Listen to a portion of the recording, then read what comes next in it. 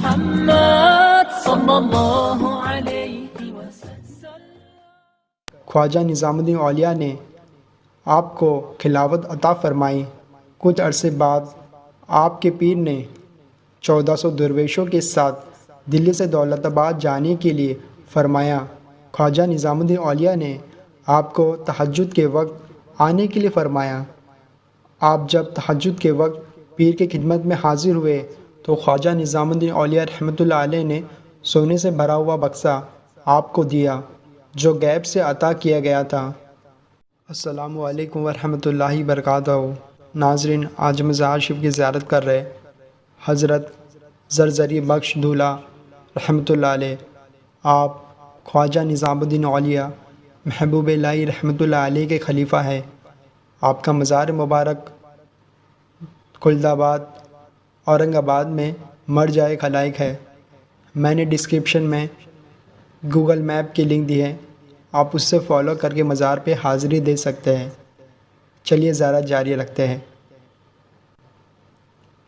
حضرت خواجہ شاہ مستجیب الدین زرزری بخش دھولا رحمۃ اللہ علیہ، آپ کی ولادت 675 ہجری بمطابق 1276 عیسوی میں ہوئی۔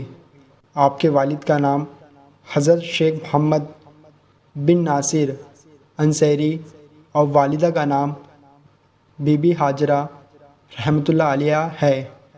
آپ امام اعظم ابو حنیفہ نعمان بن ثابت رضی اللہ عنہ کے نسل سے ہیں۔ آپ بچپن سے ہی زیادہ وقت عبادت، ریاضات اور تلاوت قرآن، ذکر الہی میں گزارتے۔ آپ نے حضرت سید کبیر رحمۃ اللہ علیہ سے تعلیم حاصل کی۔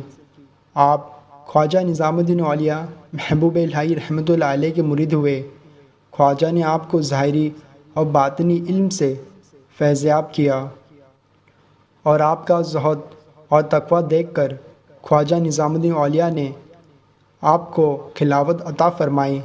کچھ عرصے بعد آپ کے پیر نے 1400 درویشوں کے ساتھ دلی سے دولت آباد جانے کے لیے فرمایا۔ آپ اس کے لیے تیار ہو گئے، مگر جب آپ کو یہ خیال آیا کہ پیر نے 1400 درویش کی ذمہ داری مجھے دی ہے، مگر اس طویل سفر میں ان سب کی ضرورت کے لیے خرچ کا انتظام کیسے ہوگا؟ آپ نے اپنے پیر کی بارگاہ میں جا کر عرض کیا۔ خواجہ نظام الدین اولیاء نے آپ کو تہجد کے وقت آنے کے لیے فرمایا۔ آپ جب تہجد کے وقت پیر کی خدمت میں حاضر ہوئے تو خواجہ نظام الدین اولیاء رحمۃ اللہ علیہ نے سونے سے بھرا ہوا بکسہ آپ کو دیا جو غیب سے عطا کیا گیا تھا۔ اس سونے کو آپ نے سفر میں 1400 درویشوں کے لیے استعمال کیا۔ اس واقعے کے بعد آپ زرزری بخش کے نام سے مشہور ہو گئے۔ آپ کے ساتھ دلی سے دولت آباد آنے والے درویشوں کے قافلے میں حضرت سید کبیر، حضرت خواجہ محمد صاحب، حضرت خواجہ سراج الدین، حضرت خواجہ شمش الدین، حضرت صدر الدین بکری، حضرت فخر الدین بکری، حضرت پیر بدر الدین نولکھی، حضرت کمال الدین رحمۃ اللہ علیہ جیسے مشہور اولیاء شامل تھے۔ دولت آباد پہنچ کر آپ نے ایک پہاڑ کے قریب قیام کیا اور وہاں چلہ کشی کی۔ اس کے بعد آپ لوگوں کو دین اسلام کی تعلیمات سے آشنا کرتے رہے۔ آپ اپنی بارگاہ میں آنے والے حاجت مندوں کو امداد کرتے۔ آپ زیادہ وقت عبادات، ریاضات، تلاوت قرآن اور مراقبے میں گزارتے۔ آپ کے فیض سے بہت سارے لوگوں نے اسلام اپنایا۔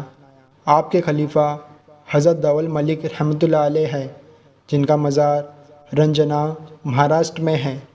آپ کا وصال 6 جمادی الاول 709 ہجری بمطابق اگست 1309 عیسوی کو ہوا۔ آپ کا مزار خلد آباد مہاراشٹر انڈیا میں مرجع خلائق ہے۔